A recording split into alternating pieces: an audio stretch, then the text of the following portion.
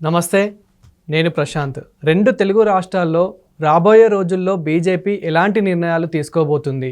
So దీని గురించి అయితే మాట్లాడేందుకు ప్రస్తుతం మనతో పాటు సీనియర్ జర్నలిస్ట్ సిఎస్ రావు గారు ఉన్నారు. నమస్తే అండి. నమస్తే సార్. మన రెండు తెలుగు రాష్ట్రాల్లో చూసుకుంటే కనుక ఇప్పుడు బీజేపీ ఎలాంటి నిర్ణయం తీసుకోబోతుంది అంటే మనకి ఏపీలో చూసుకున్నట్లయితే సో వైఎస్ పార్టీతో, అదేవిధంగా ఇక్కడ తెలంగాణలో చూసుకున్నట్లయితే కనుక బీఆర్ఎస్ పార్టీతో ఏమైనా కలవబోతుందా?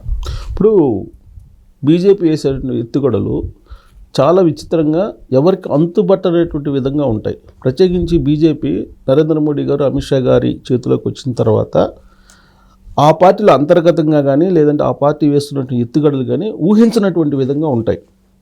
మనం ఊహించినటువంటి విధంగా ఉన్నాయని చెప్పేసి మనం ఆయా రాష్ట్రాల్లో జరిగినటువంటి రాజకీయ పరిణామాలు, రాజకీయ పునరేకీకరణ అవి మనకు కనిపిస్తూ ఉన్నాయి.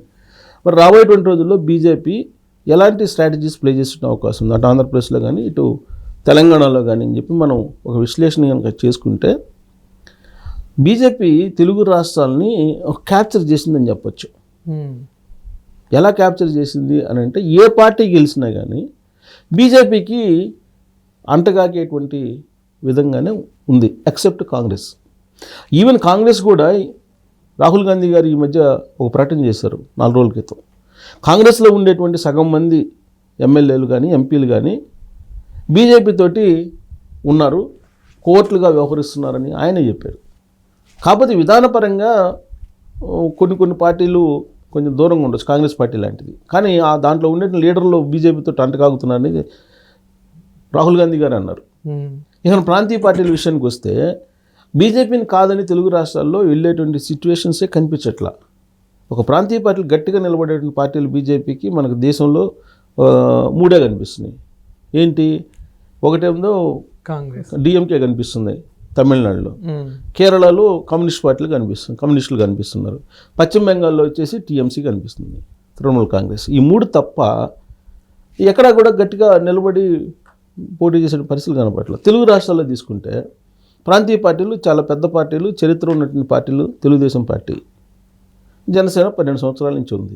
మరి ఈ 2 పార్టీలు బీజేపీని ఎదుర్కోగలవా అంటే ఎదుర్కోలేనటువంటి పరిస్థితుల్లోనే బీజేపీ తోటి కూటమిగా ఏర్పడి ఎన్నికలకు వెళ్ళి సరే అధికారంలోకి వచ్చాయి. అదే 2019 ఎన్నికల్లో బీజేపీని ఎదుర్కొని తెలుగుదేశం పార్టీ భారీగా నష్టపోయింది. అందుకే బీజేపీ తోటి ట్రావెల్ అవుతుంది. మరి వైఎస్ఆర్ కాంగ్రెస్ పార్టీ పరిస్థితి ఏంది ఆంధ్రప్రదేశ్లో అని అంటే బీజేపీ తోటి కలిసి నడిచింది 2019 నుంచి 2024 వరకు. అఫీషియల్గా కాకపోయినప్పటికీ అన్అఫీషియల్గా, ఒక రకంగా అఫీషియల్ అనుకోవాలి, అఫీషియల్గా అనౌన్స్ చేయలేదు అంతే. కానీ అటు పార్లమెంటు వేదిక కానీ ఇక్కడ ఆంధ్రప్రదేశ్లో కానీ కలిసి బీజేపీ తోటి నడిచింది వైఎస్ఆర్ కాంగ్రెస్ పార్టీ.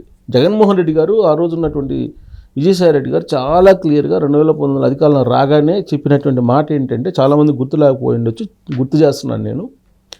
అమిత్ షా గారికి, నరేంద్ర మోడీ గారికి తెలియకుండా ఒక్క నిర్ణయం కూడా మేము తీసుకోము, వాళ్ళకి చెప్పే మేము నిర్ణయం తీసుకుంటాము అని చెప్పి చాలా క్లియర్గా ఆ రోజున జగన్మోహన్ రెడ్డి గారు, విజయసాయి రెడ్డి గారు చెప్పారు.